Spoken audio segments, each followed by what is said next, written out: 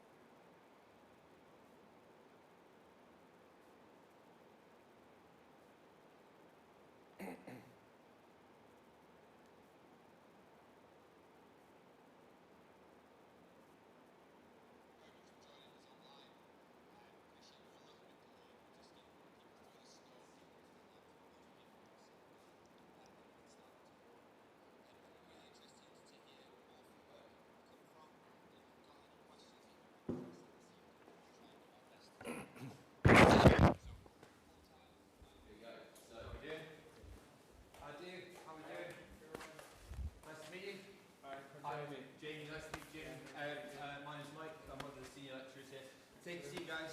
I'd like to Tom. Tom, nice to meet you. If I can get them go, is it going to put some from Tom on there? Not get bored. No, that's all good. That's all good. Nice to meet you, Darren. Yeah, cheers. Thanks for joining us. Appreciate the weather's pretty bad. We've got about 25 people online waiting for us to start as well. Yeah, so, yeah, they can see you at the minute as well, so they can't hear us yet, but there we go. Yeah. So I just jumped on it and said thanks for joining us. We're just getting set up, and then we'll go from there. I've got comments on the live chat here. There's quite a few people who joined. I've got 25 online, and I've just been talking to people from Luton, Sydney, it's all over the place, to be honest with you. Yeah. Once we get going, we're pretty much good to go, but I'll just unmute and then we'll go from there. The stream's on, and we'll make sure to go from there.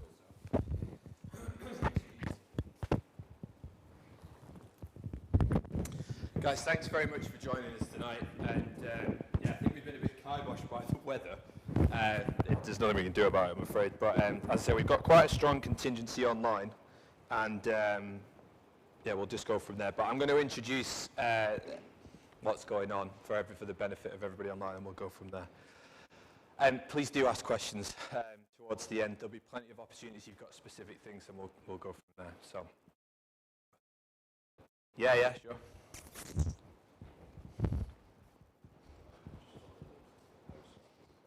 Yeah, so next slide will be the start. Yeah, magic.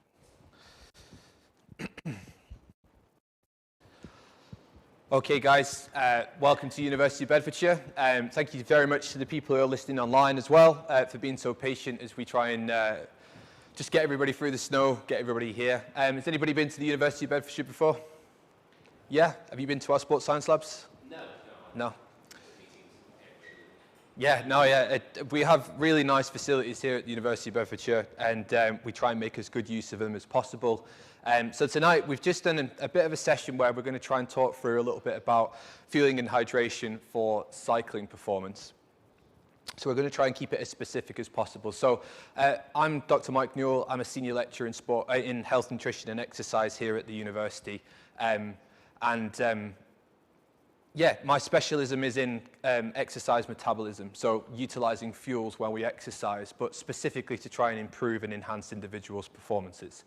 So we're going to reflect a little bit on sort of the carbohydrate feeding element of the talk tonight. And then I'm going to hand over to my PhD student, Sean, who is going to talk to you a little bit about, do you want to turn the sound off? Is that right?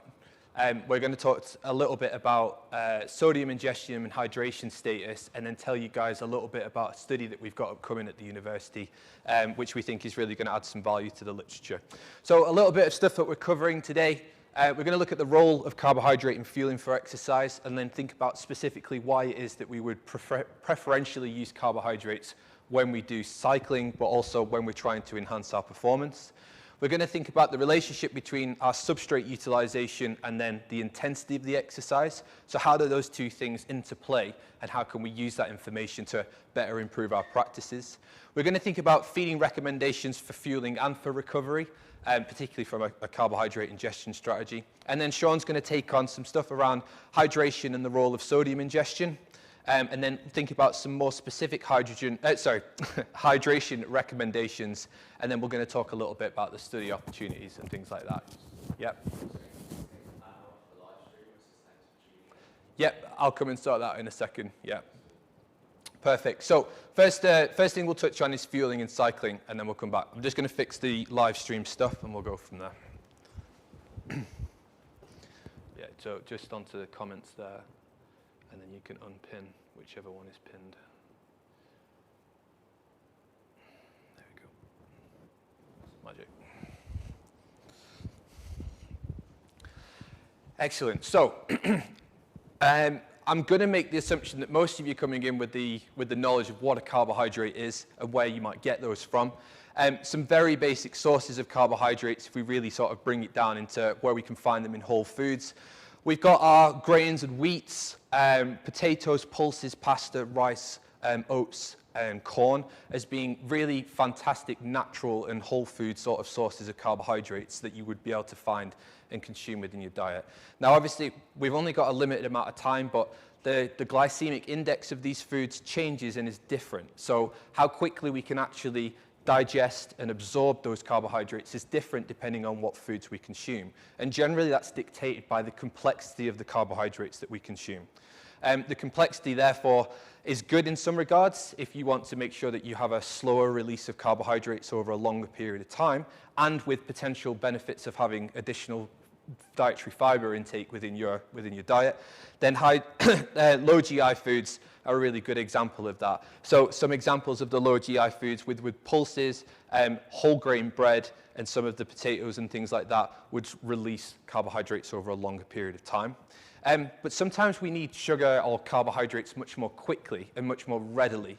That's one of the factors that we have to think about when we think about carbohydrate consumption on the bike. So when we think about more simple sugars, there's less to digest. There's less enzymatic activity that needs to take place in your small intestines, which means that they're more readily available more of the time, which can be really great during exercise bouts where we want to keep a continuous stream of these external carbohydrates to help supplement our bloodstream, but also our endogenous stores of carbohydrates. So we can endogenously store carbohydrates within the body in two primary locations. The first one would be the liver, and the second one would be the muscle. Now, within the liver and in the muscle, we can store anywhere between about 100 to 200 grams of glycogen within the liver. And the liver serves two roles, really. One primary role is the fact that your liver is very important for maintaining blood glucose concentrations throughout the day. So, for example, most of us would have had our evening meal by now. So that'll be sort of slowly making our way through our gastrointestinal tracts, and we'll be extracting the nutrients from that. Well, the first port of call would be for all of the food to come out of your small intestines and drain through your hepatic portal vein into your liver, and that will top up, if you like, the glycogen stores stored within your liver. Because ultimately, most of us are not getting up in the middle of the night for a quick evening snack. We're going to spend around sort of 8 to 10 hours if you're getting a kind of good night's sleep, utilizing that liver glycogen to maintain that circulating plasma glucose concentration so that our brain can continue functioning, our nervous system continues functioning, and those are two primary examples where they're exclusive, almost obligate carbohydrate metabolizers. But then it's the muscle as well that we're interested in. So obviously we've got a hell of a lot more muscle than we do have liver tissue within the body, and therefore we have much greater capacity for storing carbohydrates within those muscles. And the muscle is different. The muscle won't contribute carbohydrates specifically to maintaining blood glucose concentration. So once it's in the muscle, it tends to stay there until it's utilized for work. And work in our situation is either cycling, or for some of the triathletes that have joined us in the chat tonight for doing other types of physical activity as well. And these are really interesting figures. So we can see that this is a scanning electron micrograph. So someone's taken a muscle biopsy, and then they've separated out the muscle tissue. This striation that you can see is very classic example of skeletal muscle. And we can see that the researchers in this particular study have stained where the glycogen is stored, and we can store them in between the muscle fibers themselves. And one really good training adaptation when we undertake endurance activity is that we can store more glycogen within the liver and in the muscle so that we have more fuel available to us. But I suppose then the question is, well, why is that important? So what I've got here is a figure which shows the relationship between our exercise intensity. So how hard are we working when we exercise on the bike? And what these researchers did is they basically looked at, first of all, the height of these peaks, or the height of these bars, indicates the total amount of energy that you're expending at any given time during that activity. So if we're at rest, then obviously our energy expenditure is much lower, we're not doing any work, and the vast majority of that work is met by oxidizing our plasma glucose, which has been released from the liver, but the rest of it would be plasma-free fatty acids, which we get from our adipose tissue. But as we start exercising, we've got 40% of our maximal intensity, 55% of our maximal intensity, and then 75% of our maximal intensity. And what we can see is that, first of all, the total amount of energy that we expend goes up with each of the exercise intensities. That kind of makes sense. We expend more energy to do more work, ride faster, go up an incline, sprint for the town sign, that kind of thing. But the relative proportion of how much muscle glycogen we're utilizing in order to meet the energy requirements of that particular exercise intensity gets greater and greater the harder that we work. And that's because we have this preference for utilizing carbohydrate-based fuel sources when the exercise intensity gets higher.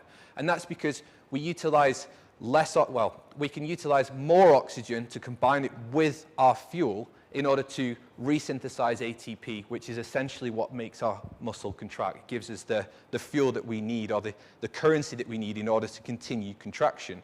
And you can see here that the relative contribution of fat oxidation is diminished in comparison to carbohydrate as a fuel source. So if we want to sustain exercise intensities of a much higher amount, we want to be able to increase our average power output, or we want to stay another lap on the chain gang on the Tuesday evening, whatever it is that we're doing, then ultimately ensuring that we have sufficient endogenous carbohydrate stores available to us will ensure that we've got a sufficient amount of fuel in order to undertake that activity.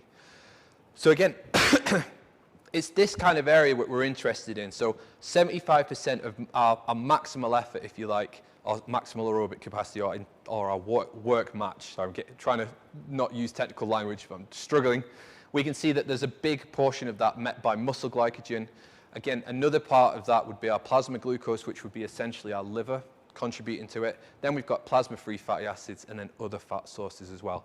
Now, your Pogacars and things like that have maximized their ability to utilize other fat sources at these relative exercise intensities. What they're essentially doing is taking their metabolism and trying to maximize or offset the amount of carbohydrates they have to use at these relatively lower exercise intensities. So if they're just pottering along in the peloton for the first few climbs of that 6-hour mountain stage that they're doing, he's just constantly trying to reduce the amount of glycogen that he has to go through, because ultimately these are finite stores. So whilst we can consume carbohydrates and fuels on the bike, they're never going to offset the amount of glycogen that we have at the start of the activity. So when we think about ultra endurance or elite athletes, they're trying to maximize the amount of fat that they can utilize at relative exercise intensities in order to offset the need to utilize glycogen at any given point. And that's what makes them so effective when it comes to that mountain finish, where they're able to maximize their exercise intensity because they have the correct fuel available to them in order to realize those higher exercise intensities, maintain a higher power output, and therefore ride away from other people within the peloton. So I suppose the next question is well, what happens if you then take away carbohydrates out of the diet? Sorry, Sean, yeah?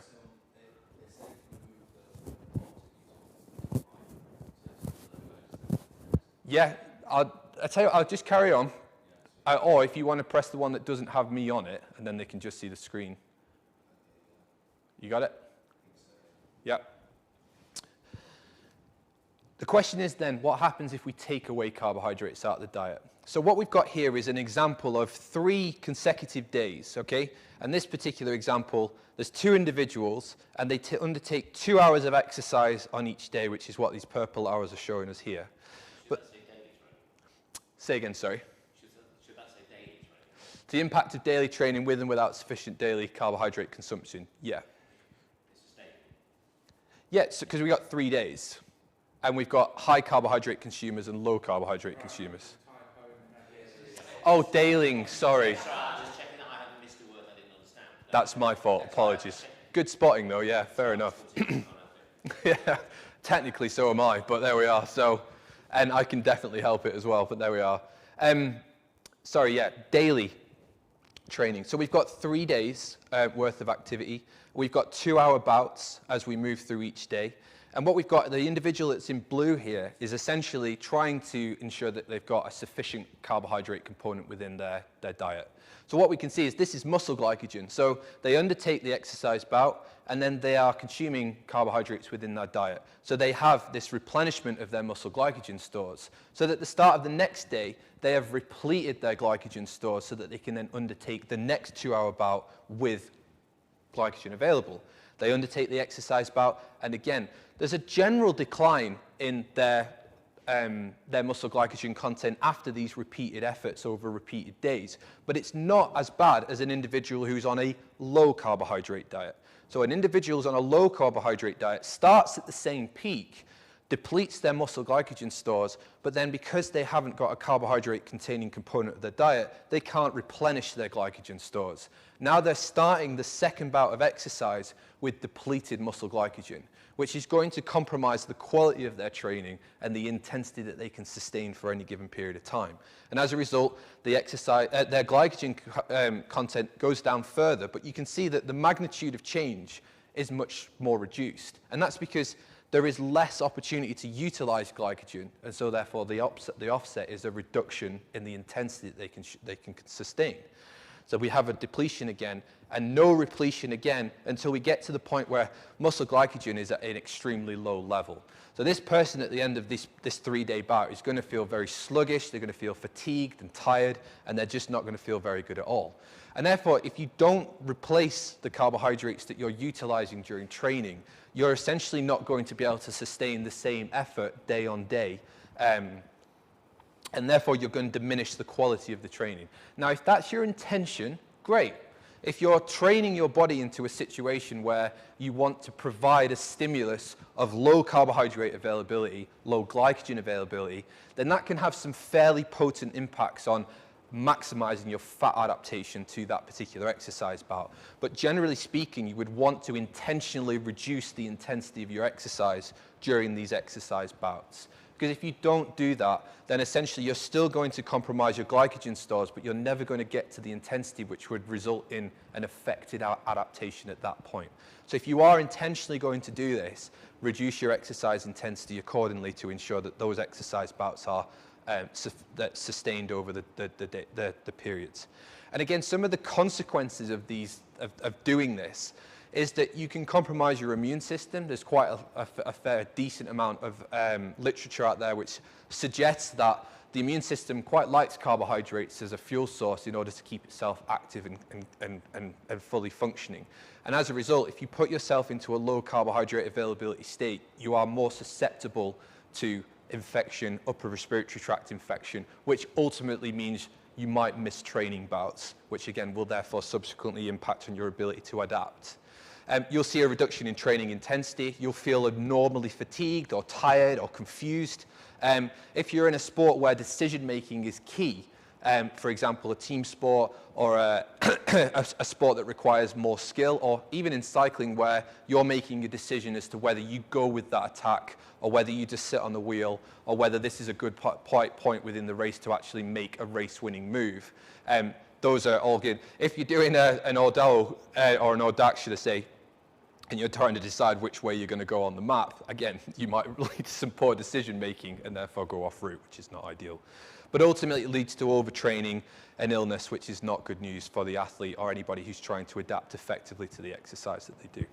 Now, there's a really nice study done in 2005 which really emphasizes the impact that having depleted glycogen stores has on exercise performance. And what they did in this study is they had 8 individuals, and essentially they did 2 hours of exercise at about 75% of their maximal oxygen consumption, so about 75% of their VO2 max.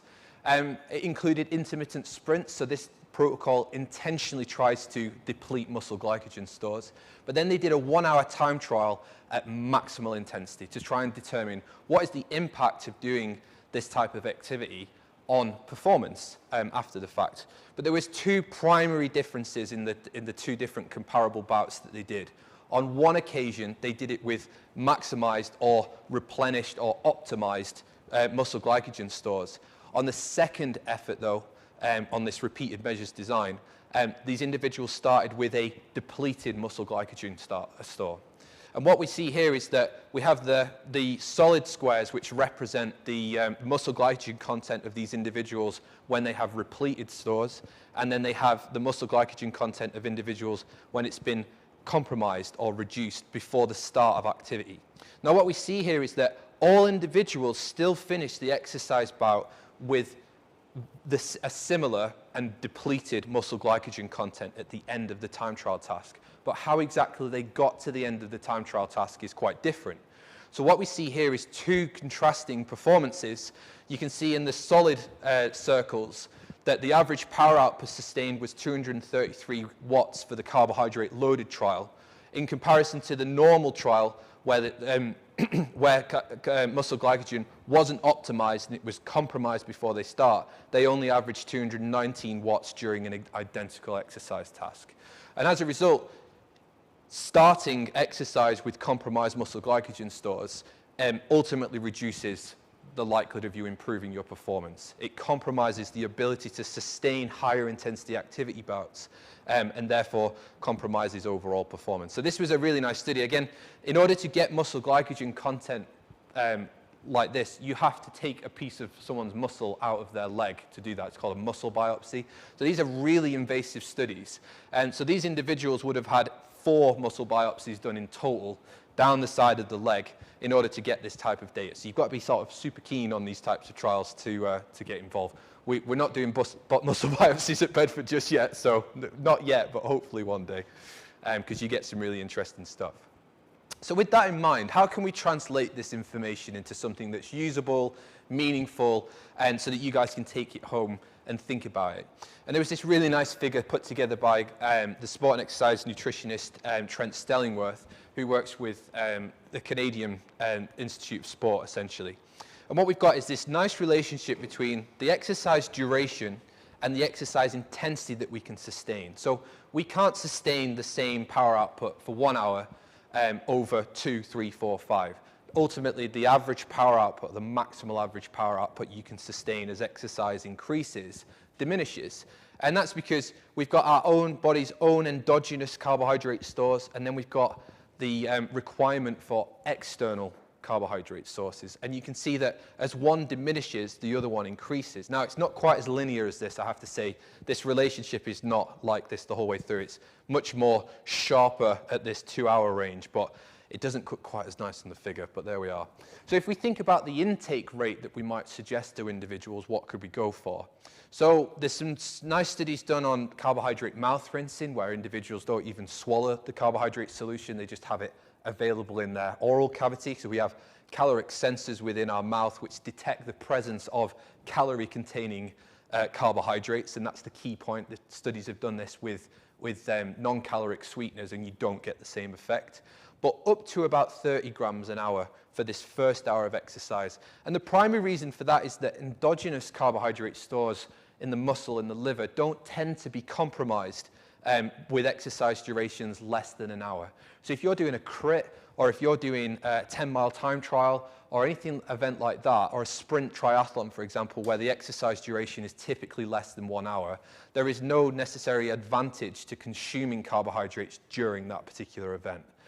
other than making your body aware of the fact that carbohydrates are present, but you don't necessarily have to consume them during that. And that's why we have quite modest carbohydrate ingestion rates. Again, thinking back to, or if you've seen any of the time trial stages within the Tour de France or any Grand Tour, and it might be the prologue at the start, where it's up to, anywhere between sort of 7 and 15 kilometers. They're never carrying a bottle on the bike unless it's for aerodynamic purposes, and they're not feeding during that exercise bout as well, because the offset is the fact that the gut will get upset at those higher exercise intensities if you're trying to give it loads of carbs. As we move through we increase the exercise duration, therefore our intensity drops slightly because we can't sustain the same power output for that period of time. Then we're into this kind of 30 to 60 grams an hour of carbohydrate ingestion. And then as we move past that 2-hour mark, it becomes quite washy, if I'm honest, somewhere between 40 and 110 grams an hour. Now, for the vast majority of people, if you try to consume 110 grams an hour, you're going to be sick. There's no ambiguity there, so I wouldn't want anybody to come away from this talk thinking that they need to be smashing 110 grams an hour. You're going to have a very bad experience. What most of the evidence says that are beyond 3 hours, that there is some evidence to indicate that somewhere between 60 and 80 grams an hour is optimal for the vast majority of people. And we would have to put in the caveat there, it would be a mixture of carbohydrates. So this idea of multiple transportable carbohydrates, where we have glucose and fructose. And those two different types of carbohydrates are transported in the gut by different transport proteins. So you don't overwhelm the glucose transporters because you've got fructose transporters that do the same job but for fructose, so they don't get overwhelmed and you get enhanced uptakes.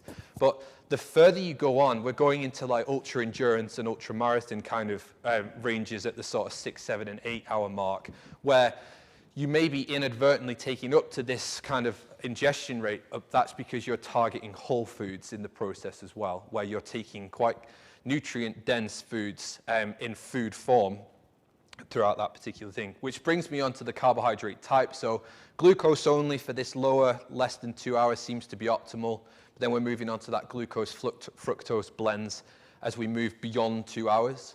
And then the form of carbohydrates, again, sports drinks and gels being particularly sort of very simple sugars that are very readily available, very easily absorbed by the gut, seem to be preferred by most individuals. But as you move beyond that 2 or 3 hour mark, then solid sports food, which are low in fiber and fat, again, fiber and fat tend to slow down gastric emptying, and therefore you can't absorb as many nutrients.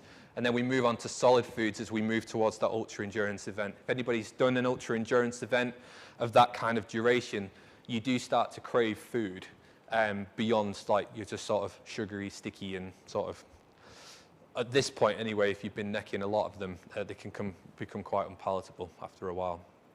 So factors that influence that gastric empty, and essentially that's what we need to do. We need to try and get what we're consuming through the gut and absorbed into the bloodstream. But factors such as, so sorry, I forget this is animated, but we've got these sugars and we want them to move through the gut and we don't want them to get clogged up. We don't want them to start slowing down and causing issues where we start getting fluid moving into the gut because of this kind of osmotic pressure that we get. And if that's the case, then you're not going to absorb them. You're going to have a very different toilet-based incident, which you would probably want to try and avoid. So hypertonic solutions, so very concentrated solutions where they're not balanced to your body's osmometry or osmolality, if should I say, and therefore you get this water moving into the gut, which can be an issue. Particularly large amounts of carbohydrates, so again in that hot sort of more than 100 grams an hour, it's got to be processed by the stomach before it gets to the small intestine, and therefore that your stomach will start closing up so that it can start processing those carbohydrates more comprehensively before it goes into the gastrointestinal tract, or the small intestine specifically. As the intensity goes up, again, you've got this competing interest for blood flow.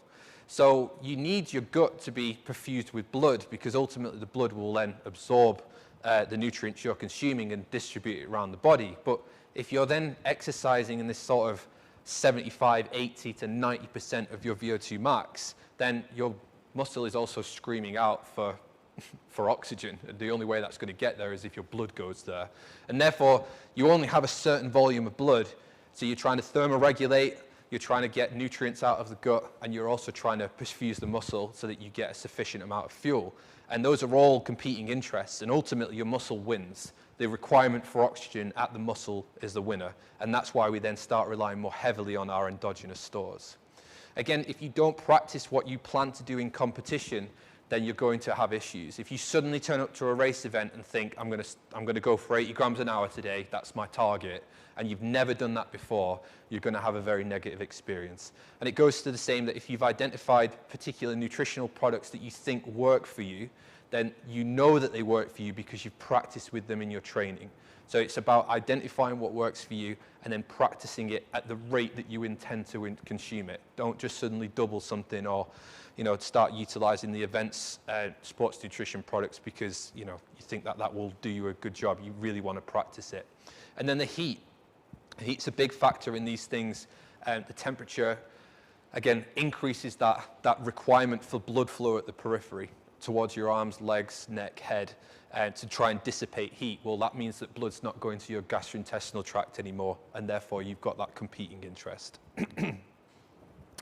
So with regards to some additional recommendations, so day-to-day fueling for the average person, for training, again, for most individuals who are living an average life and doing, maybe up to sort of 5 to 10 hours a week, then you're down at the 5 grams per kilo of body mass. So if you weigh yourself on home scales, identify what your weight is, and then if you take that and times it by 4 or 5, that will give you your sort of normal everyday carbohydrate consumption.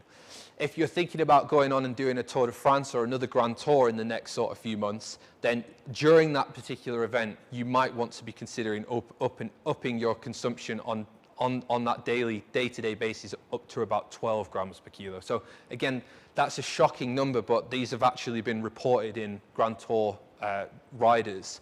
And it's just, there's some really nice interviews with Geraint Thomas, for example, where he talks about the labor of having to consume food at this kind of volume in order to meet his daily requirements.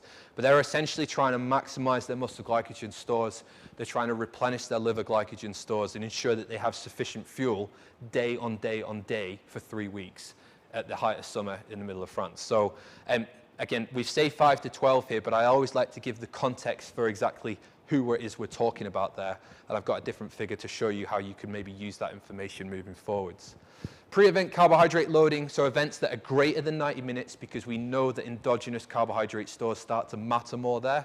Then about 36 to 48 hours of about 10 to 12 grams per kilo for 24 hours if this event is particularly important for you. So if you have this shorter duration, the short snap where you want to maximize your carbohydrate stores for a specific event, whether that's a sportif, whether that's a 25-mile, 50-mile time trial, whether that's the local club road race that you're going to, then you can maximize your endogenous carbohydrate stores by slightly increasing your intake over that period of time. If we move on, day of the event, again, before exercise, more than 60 minutes before exercise, then we can go down to 1 to 4 grams per kilo consumed within that time period. And that's simply because we want to ensure that that food has made it out of your stomach and is down into your kind of small intestines and even onto the lower intestines. Because if it is still sat in your stomach at the start of exercise, you're still digesting it and you're going to have gastrointestinal problems later on. Whereas if it's actually hit the small intestine, it's going to be absorbed shortly afterwards. So you don't want to be putting a big kind of fueling load on your stomach and immediately before exercise. You want to give it a little bit of time to pass through.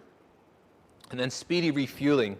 So there'll be people in the chat. I know there's quite a few decent level cyclists and even individuals in the room where you may be targeting multiple sessions throughout the day. Or the alternative, you might do a late evening session, say if it's a Zwift session, but then you know that your only training opportunity is tomorrow morning at 6 o'clock before you go to work, then you're now in a situation where you may be less than 8 hours between 2 sessions. And as a result of that, you would want to ensure that you've replenished your muscle glycogen so that the quality of your training maintains for that period of time. So again, 1 to 1.2 grams per kilo per hour for the first 4 hours if you've got that opportunity, and then resume to the daily fueling after that point. Again, there's some evidence to suggest that consuming protein alongside that can actually speed up or enhance the muscle glycogen synthesis effect. So about 0.3 grams per kilo per hour of protein, a high quality, complete protein source. So a sports nutrition product such as whey protein is very convenient and easy, but so too is skim milk with a little bit of chocolate powder on the side of it for taste, would do exactly the same job. So if we look at those daily feeding recommendations in relation to this scale, then normal training load somewhere between 4 to 6 grams per kilo per day. If you're going on a training camp, or if you're targeting, half term or Easter break, or you've got a summer holiday planned in France, then you may want to consider increasing that in the sort of 6 to 8 grams per kilo per day. To try and offset the increase in activity that you're undertaking. But again, if you're thinking about smashing a Grand Tour anytime soon, then thinking about increasing that intake even further at that point. Now, there's quite a few questions that were submitted in advance of the session that talked about fasted state training. I've kind of half picked on that already.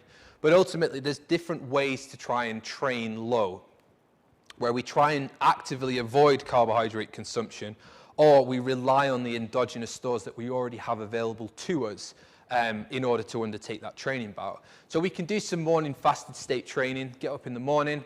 You can maximize this type of response by having a coffee that doesn't have any milk in it or no sugar. And therefore you get the added benefit of the enhanced kind of fat oxidation that comes alongside caffeine consumption, which is really nice. No carbs during recovery. So if you're doing a double session throughout the day, then you can do the morning session, which is high quality, high intensity stuff on a high glycogen availability. But then if you reduce your carbohydrate consumption and intentionally deplenish your glycogen availability, then you can start an evening session in a low carb state. And therefore, it's almost the equivalent of training fasted, but it's just that you have alternative substrates available to do that training. Long training without carbohydrate intake. So again, you set out on the Sunday morning club run in the off season, and you kind of go, well, I know that this is going to be 4 to 5 hours. It's going to be nice, slow, and steady, and therefore I want to try and maximize my ability to adapt to a fat oxidation over that period of time. That would be a really good example of doing that. So going out with some muscle glycogen available to you, and then intentionally depleting it as it comes on. When you first start doing this, though, you'll feel pretty crap. So make sure you go out with like friends who might be feeding and therefore can give you a push home, as it were, or at least let you sit on their wheel. Again, intentionally in consuming a low-carb diet, training twice per day, and even sleeping in low glycogen state. There's some really nice studies that are being done at the moment where the idea that you train high, so train with high muscle glycogen content, but then you sleep low to try and enhance the adaptation that you get within the muscle whilst you don't feel the impacts or the effects of that. So that's my little part on the fueling stuff. If there's any questions that come as a result of that, either in the room or online, just hold tight, and then we'll take questions and stuff at the end, and then we'll go from there. But I'm going to pass on to Sean now, who's going to talk to you a little bit about hydration, sodium ingestion, how can regulate our hydration status within training.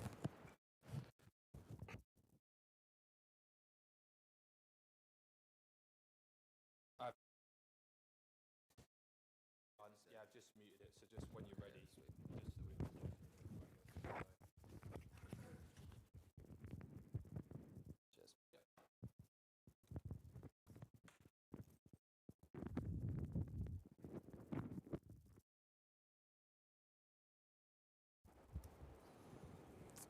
Okay, so hopefully everyone can hear me now. That should all be good. Should all be set up. Okay, so yeah, going to talk a little bit about hydration and sodium intake, which is what my PhD is focusing on. I'm going to go a little bit less in depth on the science, because I'm aware everyone's sort of been on the live stream for a while now and sort of focus on the recommendations, but we will touch a little bit on the science of hydration and sort of like your blood sodium content as well. So if anyone in the chat could just confirm they can hear me as well on the live stream, that would be great. Cool. So, wrong way. So, just to start with the basics, sodium is the main electrolyte lost in sweat, which is why we focus so much on sodium replacement during exercise. We don't talk about replacing potassium or magnesium or calcium. Sodium plays important roles in fluid balance, nerve, and muscle function. Hence, again, we focus on how much sodium we have relative to how much water. Just a note with this, the main thing we're trying to avoid, or two things we're trying to avoid, are dehydration, number one, and hyponatremia, number two, which is effectively a low sodium content in your blood. And the main thing that we're looking at is sodium relative to water. So it's not like absolute sodium losses, but our sodium relative to our water losses, and that will become clear later, hopefully. And obviously, this is much more relevant if you are doing an endurance event in the heat, particularly if you're an individual with a high sweat rate or high sweat sodium concentration. This is going to be, so I had one question in with someone saying, do I need to hydrate more if I have a higher sweat rate? Yes, because ultimately you're going to become dehydrated quicker. And this, obviously, performing in the heat for long durations, especially if you have a high sweat rate and high sweat sodium content, is going to increase your risk of dehydration and hyponatremia, which is low sodium in the blood. And just a note on dehydration, the last sort of science point I'm going to mention before we move on to the recommendations, is that when we get dehydrated, we lose blood volume, so our blood volume is depleted. So the amount of blood we get to our working muscles is going to be lower, and therefore our capacity to exercise at high intensity is going to be lower because we're getting less oxygen to the working muscles. Cool. So one thing that's highly debated at the moment is, do we drink to thirst or do we do an individualized hydration plan? And I think this is, it's not that clear cut. And I actually think it depends on you as an individual. So do you have a high sweat rate and high sweat sodium concentration? What's your thirst like? So some people seem to have quite strong thirst sensations, and drinking to thirst is adequate to prevent like really severe dehydration. Other people, it doesn't cut it. So that's, again, going to link to my recommendations, where I think you should practice both and see how much mass you're losing, so how dehydrated you're getting, and therefore what the best strategy actually is. So again, I had some questions about cramping. Could I just, Mike, has anyone said in the chat that they can hear me? Yeah, cool, perfect. So I had some questions about cramping. There's a lot of anecdotes that people started taking sodium and instantly their muscle cramps evaporated. And there may be some scientific basis in that. But actually, in reality, this really complicated diagram shows that muscle cramping is actually like a multifaceted issue. It's not as simple as just a low sodium concentration in the bloodstream. And actually, so dehydration and sodium loss is maybe one factor, but in reality, like muscle fatigue and like neuromuscular fatigue is going to probably be the main factor. So I would suggest personally that the main cause of cramping is just going to be doing an event that you're not adequately conditioned for. So huge jumps up in volume, intensity, duration of an event is potentially going to lead to muscle cramping. Whereas, dehydration and sodium losses could be a factor, but most likely it's going to be that neuromuscular fatigue. But as with all these things, optimizing your training and your nutrition and your hydration strategy is going to be the only way to really ensure that you're covering all bases. And also there's going to be genetic susceptibility to cramp as well. So yeah, we'll move on to the next thing. So now we're on to these sort of recommendations. So this is where we're looking at actual, what should we do in terms of hydration? I actually think a lot of people are aware of these recommendations less than the carbohydrate recommendations, which are a lot better known. So an obvious one is avoid beginning exercise dehydrated, but actually surprisingly, 44% of middle-aged cyclists, which might be relevant to quite a few people either on the talk or in the room, and 66.2% of professional footballers, which is a population you'd probably expect to be a little bit more on their hydration, started sessions dehydrated.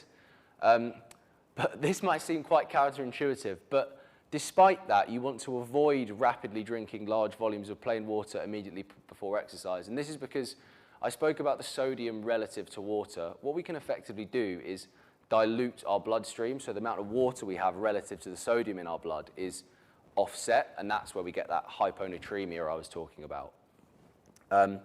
So what I'd recommend is you do this sodium preloading. Again, I would definitely recommend you practice this, or you will have an incident in the toilet, as with the carbohydrate feeding. And what I'm saying is 10 milliliters per kilogram of fluid with 20 to 40 milligrams per kilogram of sodium over about a 90 to 120 minute period before exercise. So for me, 80 kilo male, that would be 800 mils of fluid with 1600 to 3200 milligrams of sodium. And you could just work that out by looking at the milligrams of sodium per gram of salt and measuring that out in a drink, or by using electrolyte tablets like we have at the back in here. And the reason we do that is to drive up our blood volume. So I spoke about the importance of blood volume and hydration at the beginning. So you can see that we've got about from sodium preloading here, we have a 5% increase in blood volume compared to the group that took a low sodium drink, which only had about, I think it was only about 10 milligrams of sodium in. And the reason why that is so important, again, like I say, practice this sodium preload if you're going to do it to reduce gut issues. Don't just do it for the first time on race day, or you could have it could ruin your race. But the reason this blood volume is so important is, as you can see, that there's a meta-analysis that's been done recently whereby the greater increase in blood volume that we got, the greater performance was, and these were all cycling-based studies. So quite interesting, and this is something that actually the second study of my PhD we might look into a little bit more, because it's been relatively unexplored for an intervention that has some quite promising findings. So for example, this is just an example of me, and I spoke about this before in terms of the milligrams for an 80 kilo male and the milliliters of fluid, and that would cover your fluid needs, so you ensured you started exercise hydrated, but would also ensure that you weren't diluting your blood before exercise, because there's actually data that quite a few people are starting exercise with hyponatremia as well as starting exercise with dehydration. If you were struggling with that and you practiced it, you could either reduce to sort of 1,000 or maybe 800 milligrams of sodium, or use capsules. So if you're using dissolvable electrolyte tablets and struggling with that, you might want to either make up your own salt capsules or use some capsules that you can buy, because these effectively, like, you've got like a protective capsule that goes all the way into the gut and then it's released, so it can reduce gut discomfort. So now we're on to our during exercise recommendations for hydration. So we've covered our pre-exercise. During exercise, if your event is less than 3 hours, you want to limit your body mass loss to less than 2%. So my main recommendation, if you're going to take anything away from this, is start weighing yourself, ideally completely nude at home, and then when you get home, just to account for any sweat loss, sweat that's trapped in your clothes, before exercise and after exercise, because this is something a lot of athletes aren't doing, because that loss in kilograms can be equated to a rough sweat loss in liters. So I don't know, if I lost a kilogram, that's a liter of sweat loss. And for a longer event, you want to limit body mass loss to 3 to 4%. That's of your starting body mass. And that's just because, as Mike was saying at the beginning, we're burning more of our glycogen stores and our fuel stores. So actually, we can get away with losing a bit more without losing our total body water stores, because more of that mass loss has come from burning fuel. And I suggest you practice both drinking to thirst and a hydration plan. And as with the carbohydrate, practice your race day hydration strategy in training. So, go out, maybe do a similar intensity ride to your race day. Maybe you won't do the full distance, you might just do a portion of it.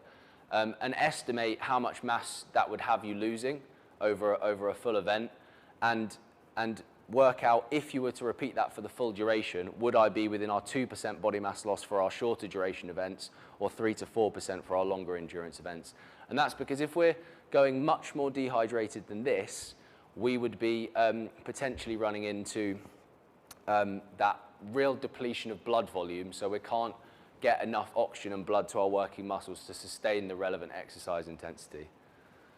Don't overdrink. So you'd never want to gain mass during exercise. This is the biggest risk factor for that hyponatremia, so low sodium in the blood, where we dilute our bloodstream. And this can actually be quite dangerous. There's examples of people doing ultra endurance events who've been really overdrinking because they've been worried about dehydration, especially if you're taking in plain water, so no sodium in the drink at all. And they've ended up in hospital with severe hyponatremia. So you do want to lose some mass, especially if you're only drinking plain water. But even if you're taking some sodium, I would suggest you're going to lose some mass due to sweat loss during exercise. So even if you have a low sweat sodium and you're not supplementing with sodium to replace that sodium, Feel free to add sodium for taste or for thirst. A lot, especially if you're somebody who tends to really underdrink and is losing like a lot more than these recommendations, I would consider adding some sodium just to drive up that thirst or to increase the palatability of the drink so that you can just drink more volume and lose less mass. And I would consider sweat testing if your event duration is over 4 hours, particularly in the heat. Or if you get a lot of salt marks on your clothes, a lot of stinging in your eyes, I would then get sweat testing with a view to considering with supplementing with a decent amount of sodium. And that is something, you know, that our study is really going to look at in detail. So if you are interested in this or thinking you might have a high sweat sodium or high sweat rate, our study might be of great interest to you, because that is effectively what we're trying to look at, is the relationship between the sodium you lose and how much sodium you need depending on your fluid intake strategy to maintain your plasma sodium concentration or your blood sodium concentration. So in terms of post-exercise, and this is our last hydration slide before we give about a 10-minute overview of our upcoming study participation opportunity. You want to drink 1.5 times the fluid you lose over the 3 to 4 hours post-exercise. So these recommendations should kind of go along with your carbohydrate speedy refueling recommendations. So these are mainly for if you have multiple important training sessions in a week or in short succession, or if you have a multiple day event where you're looking to make sure you're hydrated and refueled for the next day.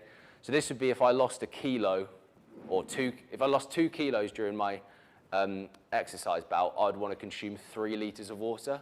So you're taking the sweat loss and timesing it by 1.5. There you go. You want to drink slower rather than drink faster. You don't want to down your water post-exercise, and this is basically because, again, it's to do with how quickly the water relative to the sodium and other things dissolved in the blood spike. So if we're drinking water rapidly, there could be a spike in the water relative to the other things dissolved, and that's basically going to mean you urinate more. So by drinking slower, we improve our drink retention and we reduce our urine output. If potentially I would consider taking in sodium-rich beverages or salting your food post-exercise. Again, it's going to improve drink retention, and if you have had large sodium losses during the event in particular, it's going to be important to replenish those sodium stores. But I wouldn't go mad with that, just not like sports drinks, unless you think you've really lost a lot of sodium, then just sort of sports drinks or salt in your food should cover your needs there. Drink carbohydrate and protein-containing beverages. It can improve drink retention. I'm not going to go into the mechanism of that. It's to do with the sort of gastric emptying stuff that Mike was talking about earlier. And really importantly, it kickstarts those other key recovery processes, so the glycogen resynthesis and muscle protein synthesis that are so important to ensuring that we start our next bout adequately recovered. So I think milk's a great beverage here because you've got electrolytes, carbohydrate, protein, and obviously it's hitting your hydration needs as well.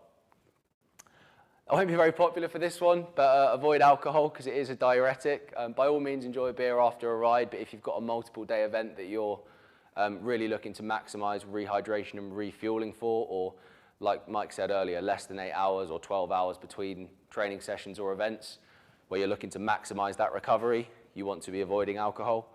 And this, like I said, this is not that important if you're, training on the Monday, got a few days off, and then you've got a big event on the Friday. This is really important if you're doing multiple day events or multiple races or big training sessions within a few days or within a short time span.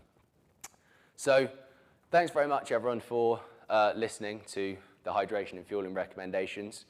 We're now going to go on to talk a little bit about my PhD and the upcoming study, and hopefully that will be of interest to some of you. I'm aware there's been some questions that have been fired into us beforehand and on the chat. What we'll try and do is have sort of 5 or 10 minutes once we've gone through this to answer some of them.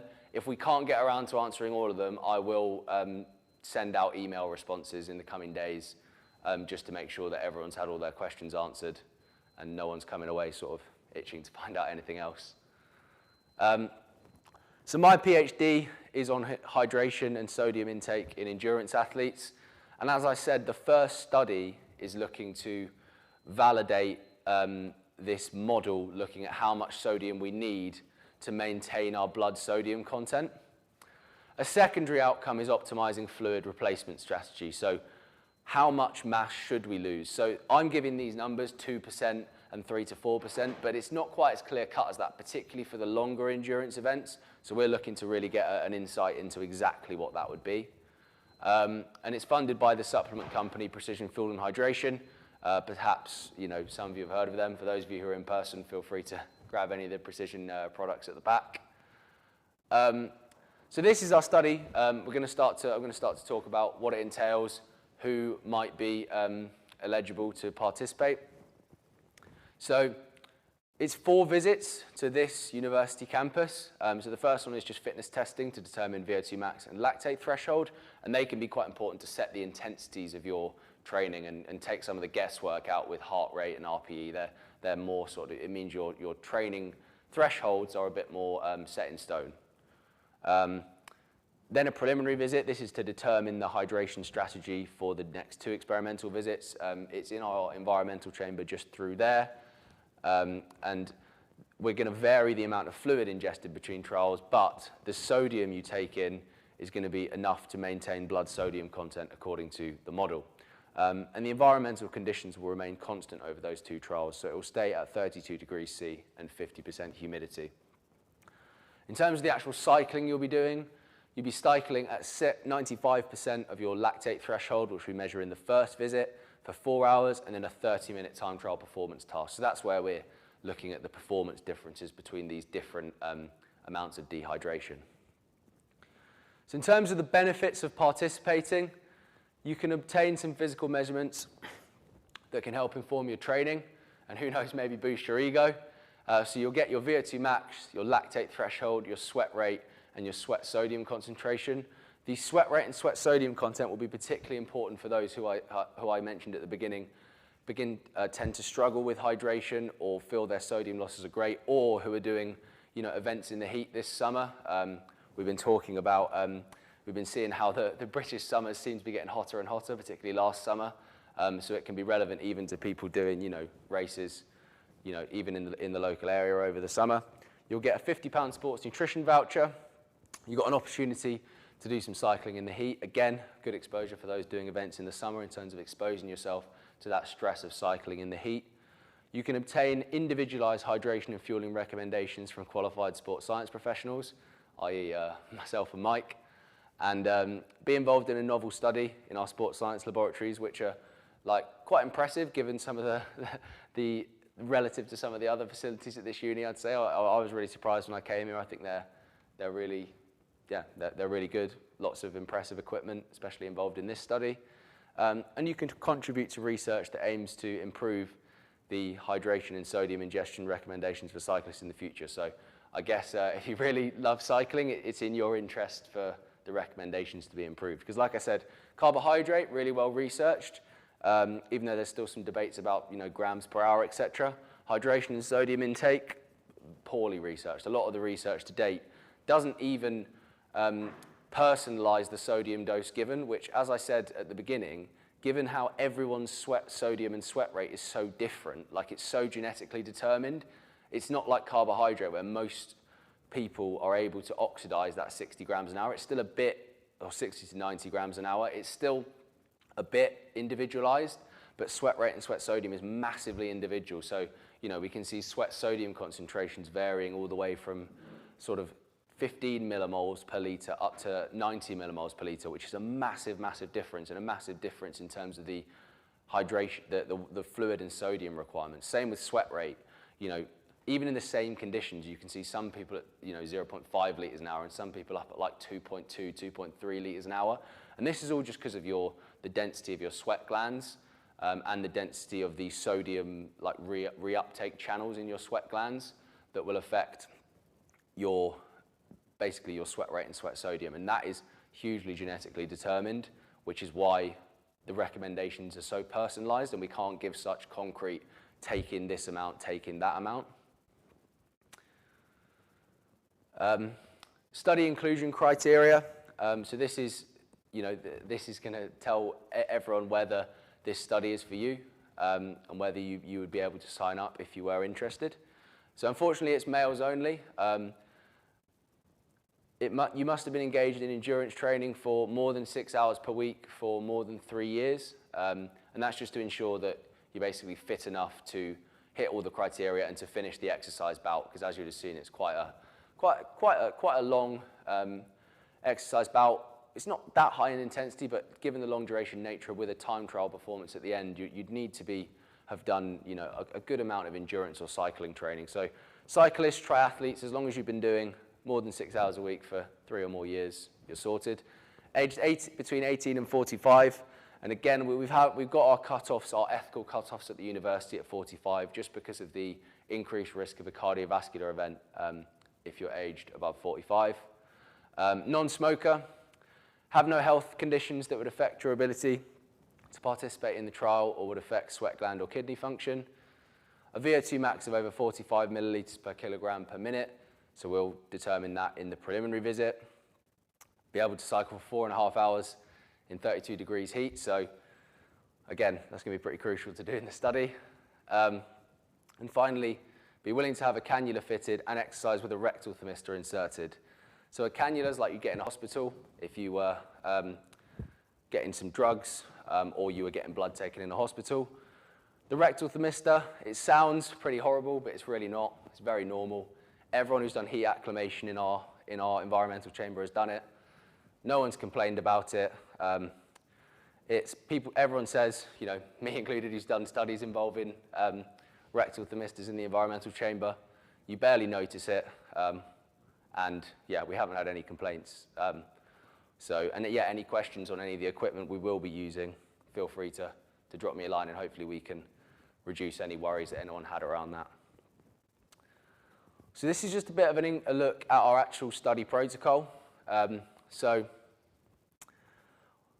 this is just a look at some of the measures we'll be doing and the scale of the study and the frequency of the measurements we'll be doing. So I'm not going to go into this too much. If anyone did have any questions, they'd feel free to drop me a message, but you can just see how we'll be using sweat patches. That's to determine the sweat sodium concentration. Nude body mass measurements every hour to measure the sweat rate or the sweat losses. Blood samples every hour to measure the sodium concentration in the blood and also the blood volume. So I was talking a lot about blood volume. We're going to be measuring that. Breath by breath gas analysis twice an hour, which is looking at that oxygen intake and carbon dioxide expired air, which we can use to estimate our carbohydrate and fat usage. So we can estimate what we're using as a fuel based on that.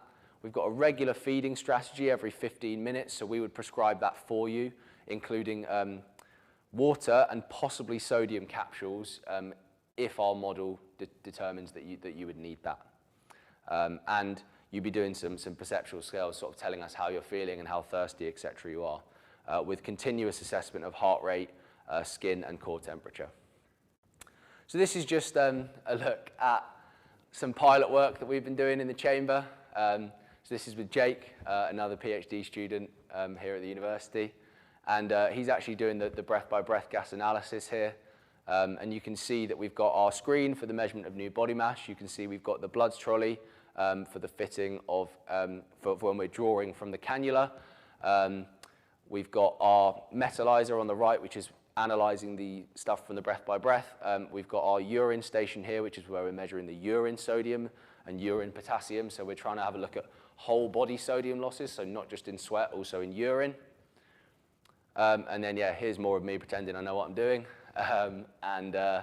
Yeah, this is a good look at what our chamber's like. It's a really good facility, like we say, able to control the temperature and humidity. So if you are interested in getting involved, using some of this kit and potentially getting some statistics that could help inform your training and might just be really interesting, then please do feel free to get involved and contact us to learn more about the study.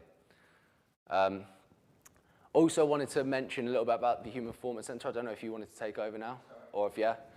So myself and Mike are mainly the people who are doing the testing for the Human Performance Centre at the moment.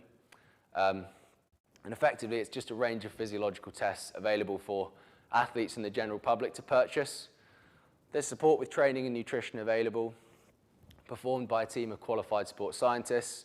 And at the moment, you can purchase lactate threshold and VO2 max, But once our sweat rate and sweat sodium concentration testing is up and running for my study, we endeavour to add those to be able to be purchased through the Human Performance Centre. I also believe there's like heat acclimation packages available through the Human Performance Centre. So if you did have a heat event that you really wanted to make sure that you were adapted to that stress of physiological stress of performing in the heat, then that could be something available to you as well. So if you are interested in any of the services given by the Human Performance Centre, please do get in touch via humanperformanceinfo@beds.ac.uk or hit us up on Twitter. And yeah, because there's plenty of opportunities for you to get involved there if you didn't hit the criteria for the study or you didn't think the study was for you, but you still wanted to get involved learning about your physiology at the university. Now, if we feel like we have time, we could answer a few of the questions that you asked either beforehand or you've asked during the live stream. So I'm just going to mute for 1 second, and then we'll go from there. What do we reckon the plan is now? I'll read out the questions. Go from there. Yeah, I've got all the ones they asked on the PowerPoint. Let's do the chat ones first, and then okay.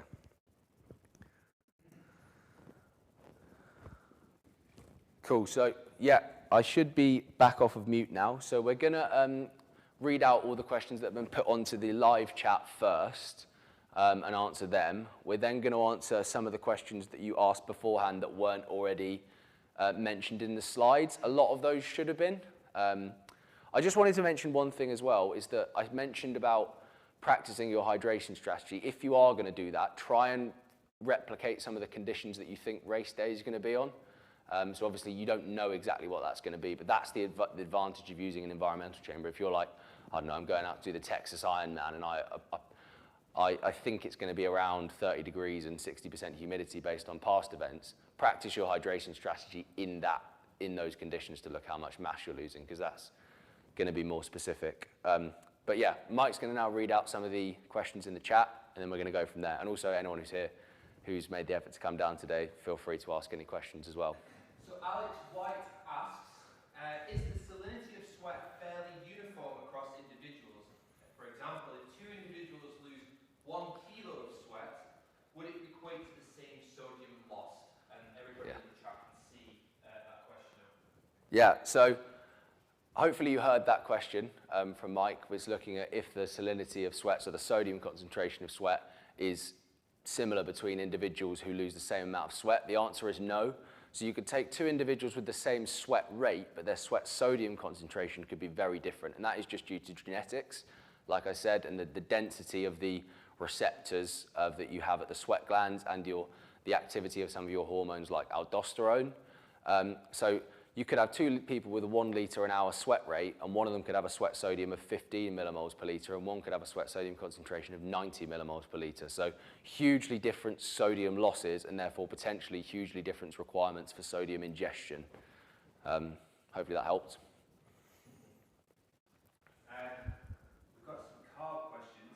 If you could just reiterate to ask questions in the chat, that would be great. Yeah. Yeah, questions in the chat are encouraged. We've got some carb questions that we're going to cover. We're going to cover the carb questions once Mike comes back on. I'm going to put you on the spot. Or you can put me on the spot if you want to. Yeah. Okay. Alex White asks another question. Yeah.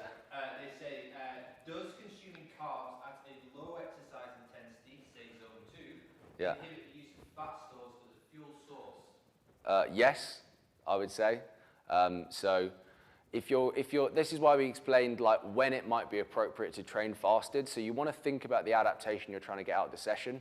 So if you're trying to maximize fat oxidation, you could do a low intensity ride in a fasted state, and you could also get some sort of mitochondrial adaptations to that as well. Potentially could improve your performance in the long term. If you're looking to do a high intensity bout with more reliance on carbohydrates, maybe even practicing your race day nutrition strategy, that's when you'd look to feed with carbohydrates. So yeah, if you're looking to maximize fat oxidation, you want to be training in a fasted state. Or not taking on any carbs during the exercise bout at least.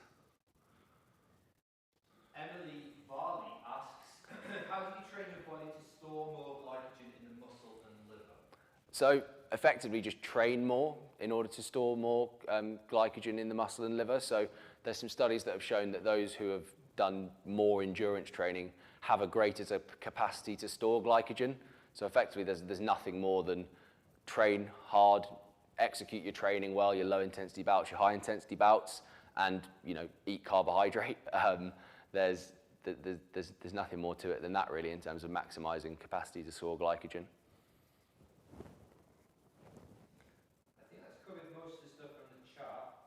Do you want to touch on some of the questions? Yeah, cool. So we think that's covered all the questions in the chat. If anyone does have any additional ones, then please do feel free to jump in. So there's a few other ones that have been put into the chat. One is there a difference between the approach for fueling and hydration for younger and older athletes? I would say that the main difference between younger and older athletes is going to be the intensity of your training, and also kind of your metabolic health potentially. So yes is the answer, but only relative to the training that you're doing. So generally older athletes, they're going to be exercising at a lower intensity because of things like their maximum heart rate has dropped, and their lung capacity has dropped, and their muscle mass has potentially dropped because of something called sarcopenia, where you lose muscle mass as you get older. And that's just going to mean that their capacity to exercise at a high intensity has gone down, and therefore they're going to be sweating less because they're exercising at a lower intensity and utilizing less carbs. So requirements for fluid and carbohydrate will be lower in older athletes. Cramp prevention's been covered. Long rides have been covered. Post-run's been covered. We did have one, we had one about fueling for pre-diabetes. That one would be a good one for Mike to add on, but I would say that fueling for pre-diabetes, you want to be very careful with those carbohydrate you want to be careful with those carbohydrate intakes that we've given. So we said 5 to 12 grams per kilogram per day, but as we said, those are for people who are, doing regular, at least sort of 6 to 12 or 15 hours a week of endurance activity, quite high intensity, and who are metabolically healthy. So if you had any, cardiovascular disease risk or pre-diabetes, that's when you want to be thinking about reducing those carbohydrate intakes and also thinking about your total daily energy intake. And then carbohydrate intake is going to be a lot less important. So then you want to be thinking about your overall health and just fueling the sessions in terms of hitting calories, but not sort of smashing sugary, high carbohydrate, simple carbohydrate solutions and supplements, I would say. Did you want to? Honestly, I think people can hear me from here, but if you do have a question in the chat, or anyone here, or that is for that matter, then I have the chat in my hand as well, so I can see them come through and I can ask them. But please do, we're more than happy to try and open up any tricky discussions or anything like that. We do have one participant who's on the chat at the moment called Emily, who asked one of the questions. She's on. She seems like she's doing pretty well on the triathlon at the moment. She's very keen to take part in the study, and I'm going to put you on the spot a little bit. But why are we not using females in this study? Yeah, it's because we have variation in sweat sodium concentration over the menstrual cycle, and therefore it's just very difficult to account for this model.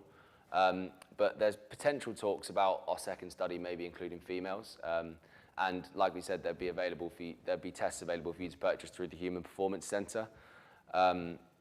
So yeah. Well, it's International Women's Day. Yeah. So I thought we'd better touch that. Yeah, important to touch on an International Women's Day. I saw those inclusion criteria and I was getting really worried. So. Yeah. No, it is as simple as that. We would love to, if it wasn't for those physiological effects.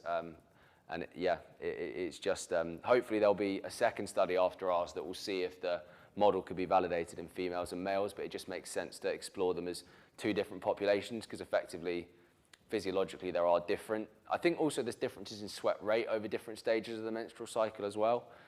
So adds additional complications to trying to validate the model.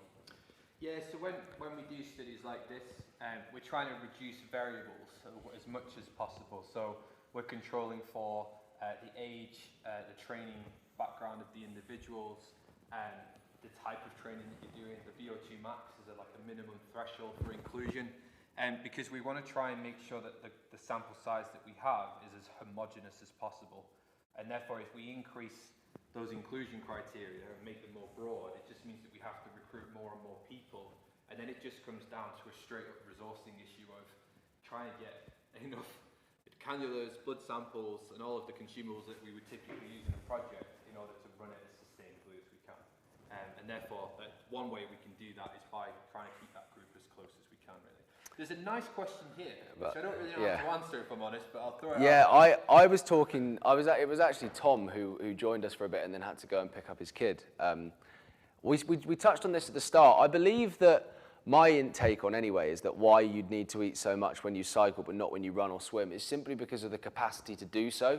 So one, when running, it's whole body ambulatory activity, and it's, the difficulty of eating, you're not seated on a bike, is a lot higher. So just purely from like a perceptual standpoint, you'll be thinking more about eating because it's easier to do. Also potentially some stuff about the gastrointestinal blood flow that we were talking about earlier, again, because it's whole body activity, you've got more muscles working effectively, so you might get some more compromised blood flow to the working muscles. And same when swimming, like you're not going to be thinking about eating when swimming because you can't. The food gets wet. Well, I mean, the other thing that springs to mind, so why do I need to eat so much when I cycle but not when I run or swim? And again, if you think about that exercise duration and intensity relationship, that yes, you can do ultra running and you can do ultra endurance swimming, but ultimately with the mechanical efficiency you get with cycling, the fact that you are sat down whilst performing it, and your ability to logistically manage food intake, you have far more opportunities, less gastrointestinal discomfort, but also the likelihood of you going out for a 4 or 5 hour bike ride is much more realistic than you doing a 5 hour swim. And I used to be a swimmer. In no time, like I'm doing about 20 hours a week in the pool when I was half decent, but I would never do 4 hours at a time. The most I would ever do at a time would be 2.5, just because of those restrictions. And again, a lot of people struggle maintaining and keeping food down whilst they're swimming as well. And similar with running with the impact and the fact that you have to maintain the structural integrity of your organs whilst undertaking that impact is another factor to consider. You've also got additional capacity to store food on the bike, like and like carbohydrate drinks. So you've potentially got like places to put drinks, etc. So again, perceptually, you've got more food at easy access. So your brain's gonna be thinking about consuming that food. I think the last one that we did touch on it, but apart from gels, what do you recommend for preventing cramping and for consuming during endurance events? For me, like as Mike said, it depends on what event you're doing. If you're doing a short duration event, so up to sort of 2 hours in duration, you're not going to be really thinking about consuming solid food then, because the intensity is going to be so high that it's going to be what can you take in. So a gel or a drink is going to be a very or if you've got some sodium as well, it's going to be a very convenient source of carbohydrate and sodium.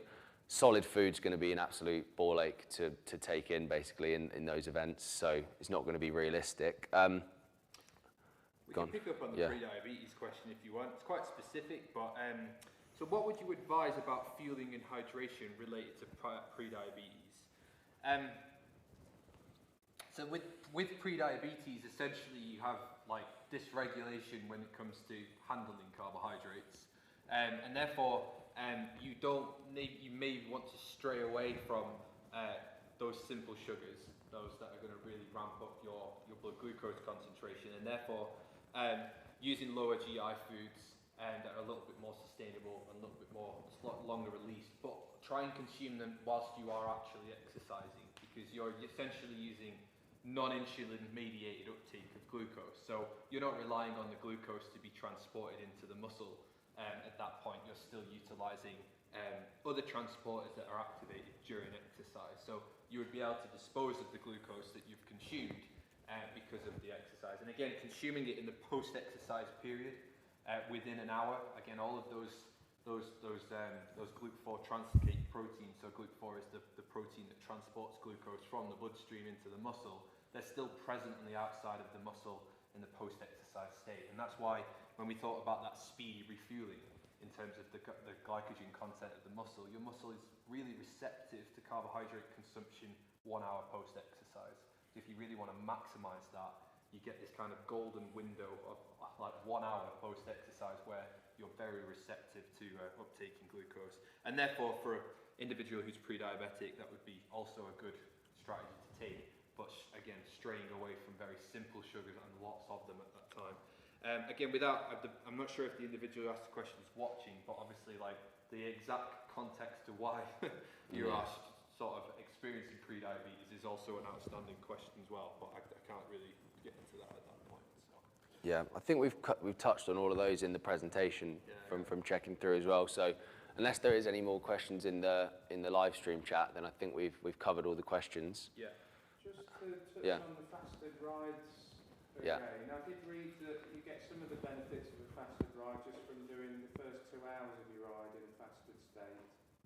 Is there any truth to that, or does it need to be a completely fasted ride? Yep. So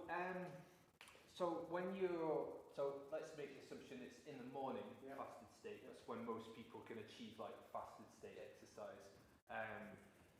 So you're waking up, and essentially at that point, your liver glycogen is almost depleted for most individuals. With athletes, particularly very well adapted endurance athletes, then it won't be empty, but it will just be reduced. So maybe down to 50%, for example, because you have a much greater capacity for storing glycogen.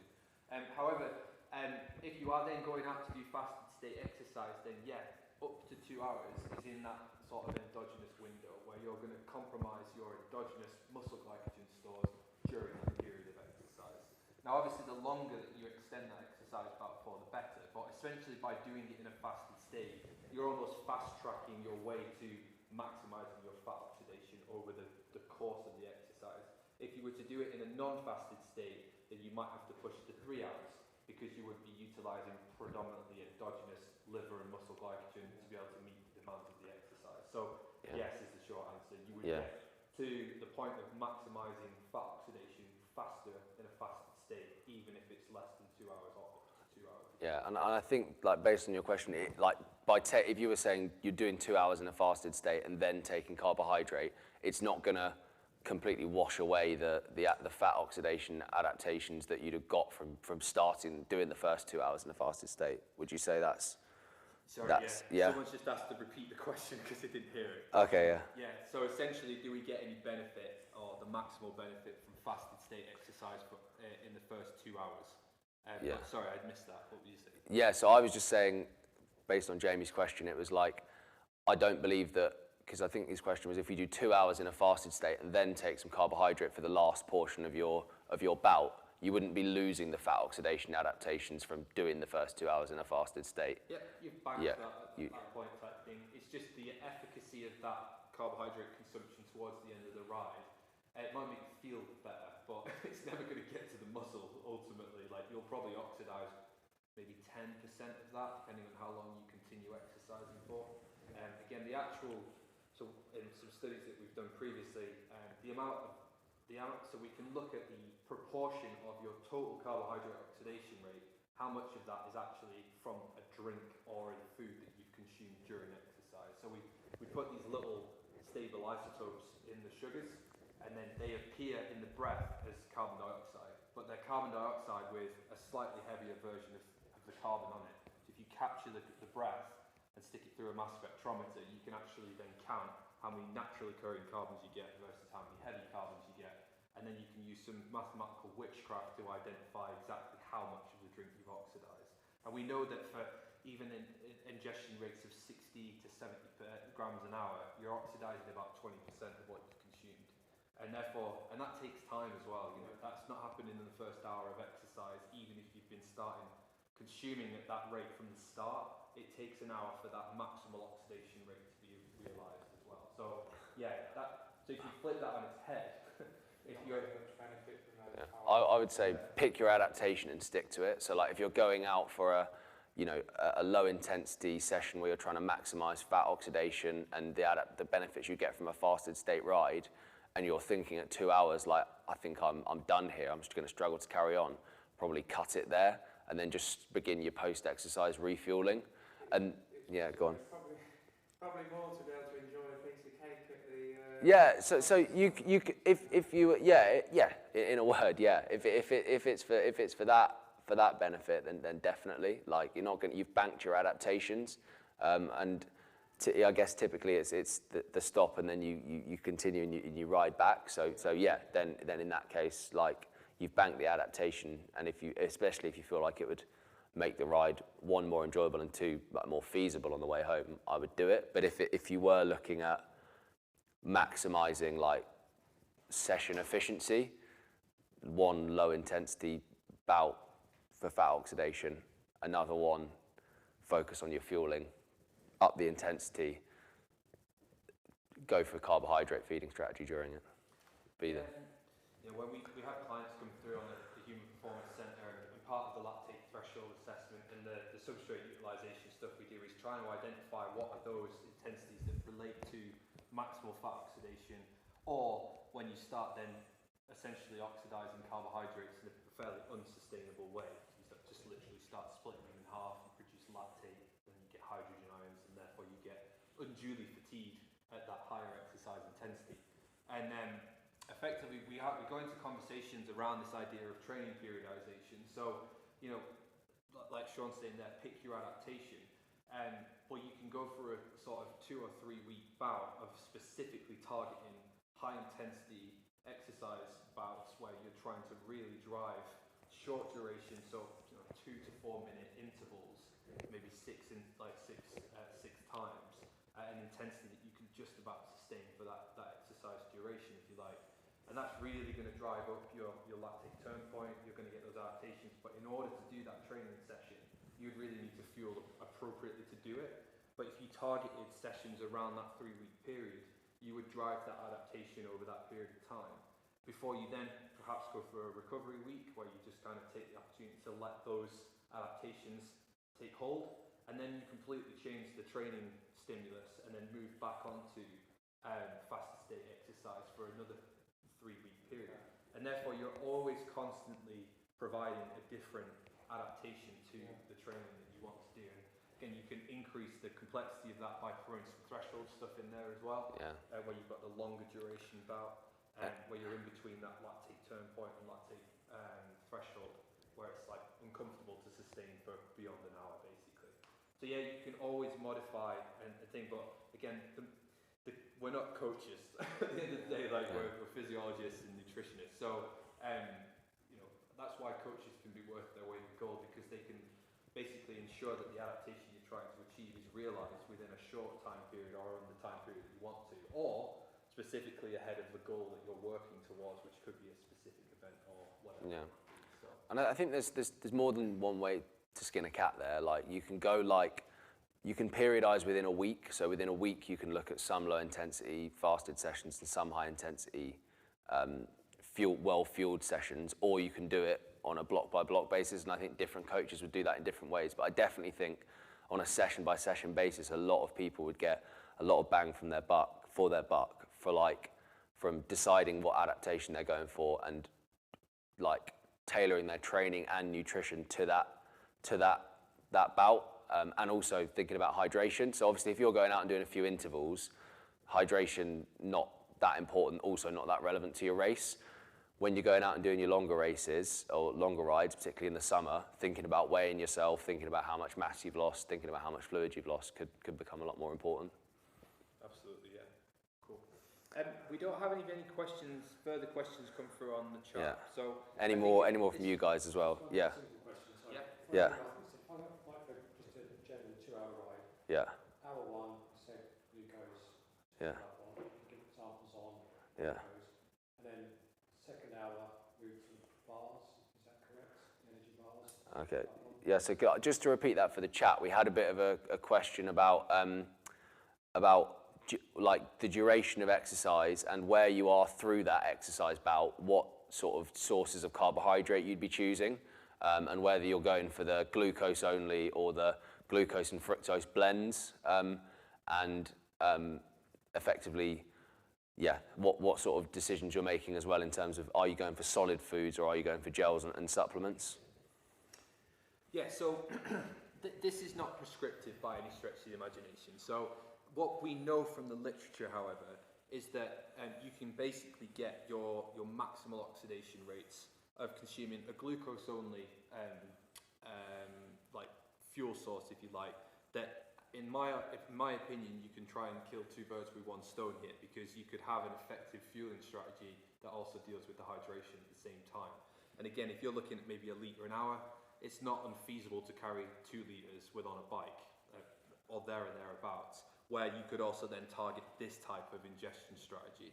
The problems then arise logistically for an individual who's not got a team car sat behind them and all that, or feed stations down the road, where you get into this sort of 3 or 4 hours where you're trying to realistically target 60 grams an hour, but you can't achieve that within a fluid concentration that's like palatable, to be honest with you, because say you've only got 750ml bottles, well that's a litre and a half, to then try and realise 60 grams an hour, the concentration of those solutions is going to be very strong, and that's going to cause gastrointestinal discomfort. So that's when the solid sports foods and sports bars and things like that come into their play, because you could then reduce, you're fixed in terms of the volume of fluid that you can realistically carry with you, but then you can increase your carbohydrate consumption by not compromising the concentration of that. So up to about a 6% solution. So just generally speaking,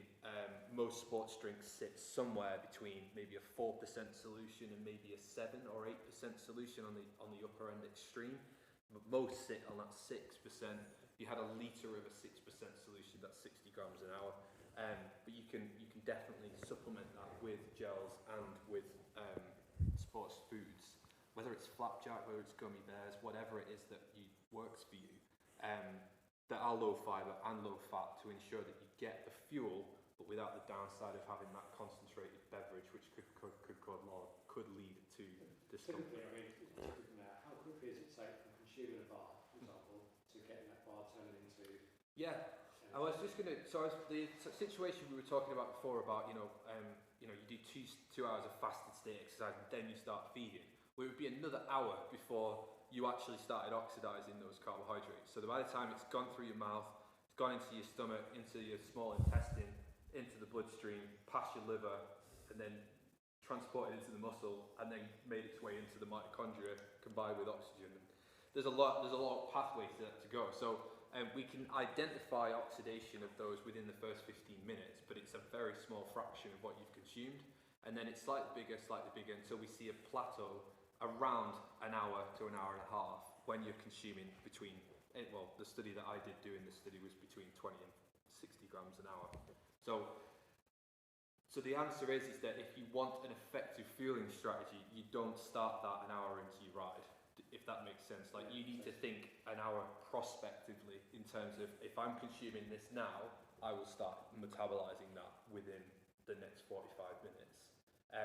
Because then at that point, if you think, I'm feeling a bit peckish, or I've not eaten anything yet, and we've just hit the first climb of the day, it's too late. Like, you've already smashed through your endogenous stores. You're never going to replace those at the same rate, and you don't have the opportunity to offset at that point.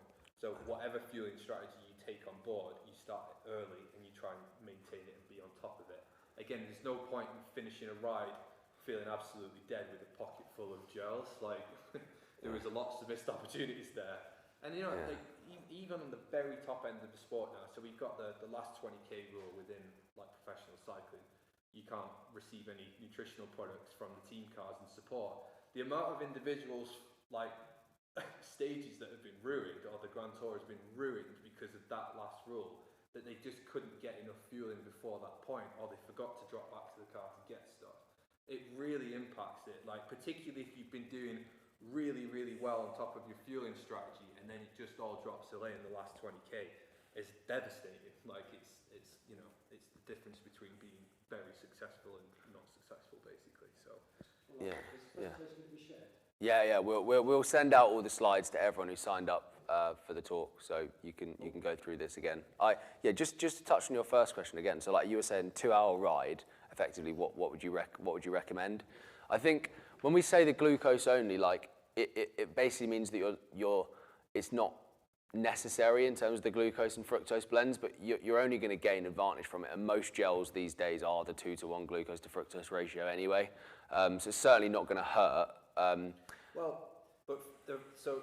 The exogenous oxidation rate of fructose is about half that of glucose.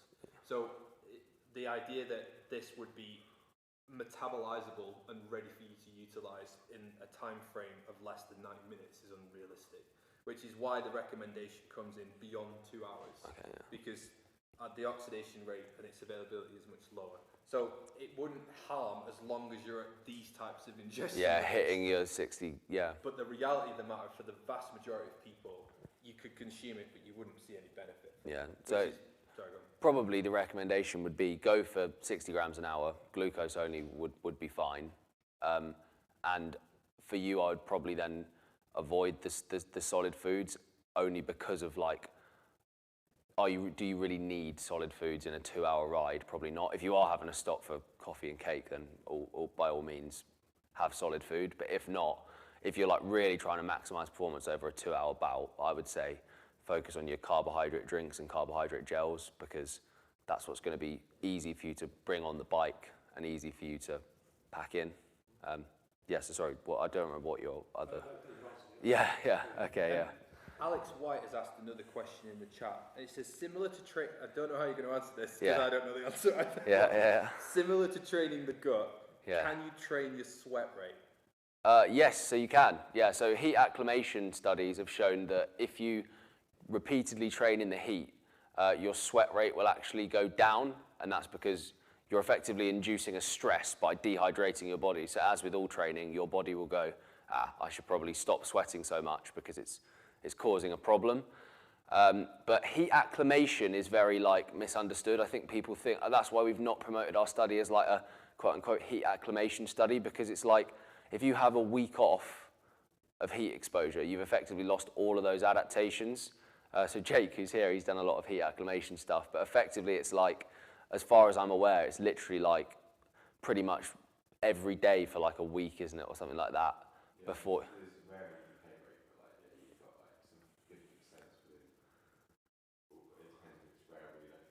Yeah.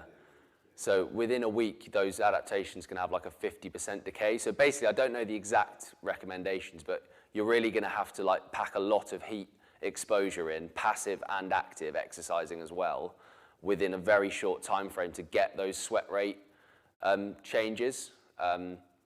But yeah, you can change your sweat rate by exposing yourself to those high intensities, which is why, again, it might be worth noting if that is changing, if you are doing a heat acclimation program and then using that to inform your hydration strategy. Yeah, good, excellent.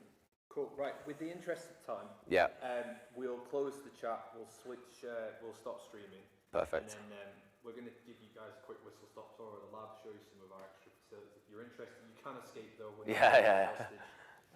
But just to say thank you very much for everyone joining us online. We had about 25 people at the peak at the moment. We've got 11 people who've stuck the whole way through. Oh, nice. Which is probably just your mum and dad. Yeah. And then my boss, and my cats probably as well. So guys, thanks for...